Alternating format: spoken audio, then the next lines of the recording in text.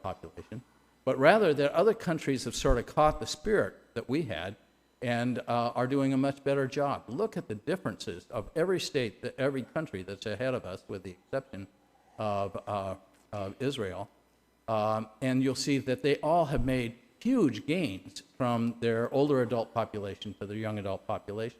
And in fact, if these trends continue under this glide path, the United States won't be 15th, but will be 20th in a decade. So the issue isn't that we're falling behind necessarily, it is that we aren't moving ahead.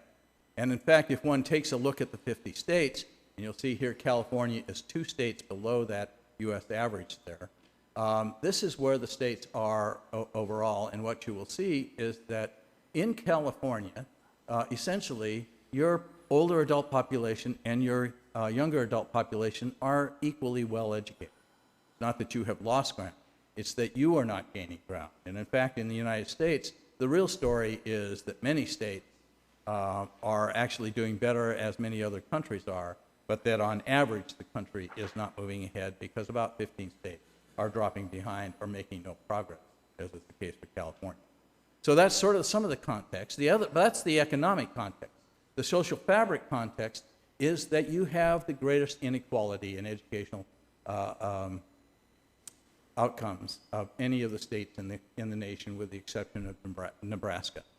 That is, there is a greater discrepancy in terms of the adult population in the gap between students of color, or adult communities of color, and your majority population. So you have an equity issue that is very substantial and particularly important for your state because you are such an economically diverse state.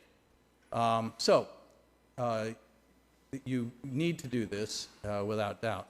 The projections from the Public Policy Institute of California suggest that you will need 1 million more credentialed citizens than are being produced today to meet the goals that the president has laid out, others have indicated, and most of the economists are projecting will be required for the economy of the future of the U.S. for us to remain competitive. And I will make the argument throughout the day that more of the same won't get you there. As Einstein said, the definition of insanity is doing the same thing and expecting different over and over again and expecting different results. And you don't want to be following an insane procedure. So the second reason that you've got to change, as I outlined in the paper, is that the changes within higher education and changes in the composition of our student simply can't be sustained with the current funding approach. If one looks at this, we have a model that's built on growth. It was really built on enrollments and on states funding enrollment. That model has a couple of major flaws. One is that it doesn't, in an environment, a constrained environment such as we have, provide the kind of resources that would be necessary to support a growth model. It's not a sustainable model over time. Plus, the other factor is that more and more of our students, as we reach out to serve a larger share of the population, our students, more and more of them are going to be students who are at risk. We aren't just educating the best and the brightest anymore. We're educating most students, and we have to.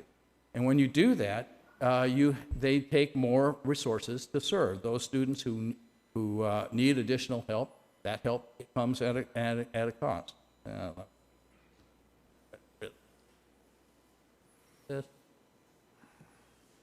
So again,